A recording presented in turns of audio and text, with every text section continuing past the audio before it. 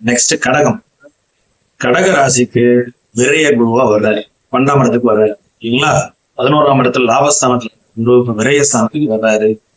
12ஆம் இடம் குருவுக்கு அப்படி ஒன்றும் உகந்த இடம் இல்லை. தன்னுடைய அதாவது தன்னுடைய ராசிக்கு 6 மற்றும் 9 கூடையவர் 12ஆம் இடத்துக்கு வர்றாரு. அப்படி பாக்கியாதிபதி 12இல் மறைவுங்கிற மாதிரி வர்றது ஒரு பங்கமான நிலை அப்படின்னு எடுத்துக்கிட்டாலும் கூட இங்கேயுமே நல்ல பலன்.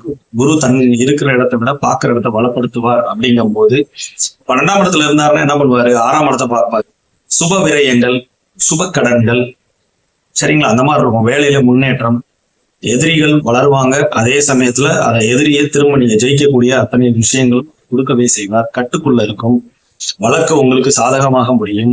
8ஆம் இடத்துல திடீர் அதிர்ஷ்டம், திடீர் புதையல், வெளிநாட்டு வாழ்க்கை, பாஸ்போர்ட் அப்ளை பண்ணி கிடைக்காதவங்க இந்த வெளிநாட்டுக்கு போறதுக்கு உண்டான அத்தனை விஷயங்களையும் இந்த கடக ராசிக்காரங்களுக்கு இந்த குரு பயிற்சியில அந்த பலன்கள் இருக்கவே செய்யும். சரிங்களா. 12ஆம் இடத்துல இருக்க குரு 4ஆம் இடத்தை பார்ப்பாரு. தன்னுடைய 5ஆம் பார்வையால 4ஆம் இடத்தை பார்ப்பாரு.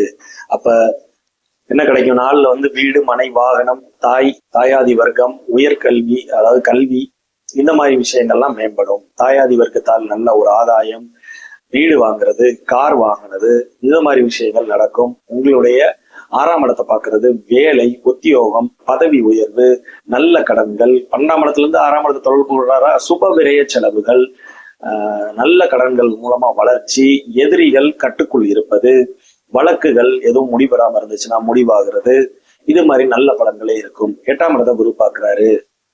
இதுவும் ஒரு நல்ல அமைப்பு தான். வெளிநாட்டு வாழ்க்கை, பாஸ்போர்ட் அப்ளை பண்ணி கிடைக்காம இருந்தவங்க, ஸோ அவங்களுக்கு இது ஒரு கோல்டன் ஆப்பர்ச்சுனிட்டி. 12ஆம் இடத்துல இருந்தாருன்னா நேரம் 8ஆம் இடத்தை தொடர்பு கொள்வார். சரிங்களா. 6, 8, 12ல இருந்து தொடர்பு கொள்றாருங்க. சுப விரய செலவுகளா இருக்குங்க கடகராசிக்கு. சரிங்களா. ஷார்ட் அண்ட் ஸ்வீட்டா இதான் சொல்லலாம்.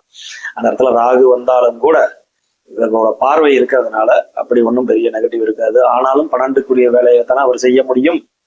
ஸோ 50-50 சாய்ஸ் தான் இந்த கடகராசிக்கு. சரி.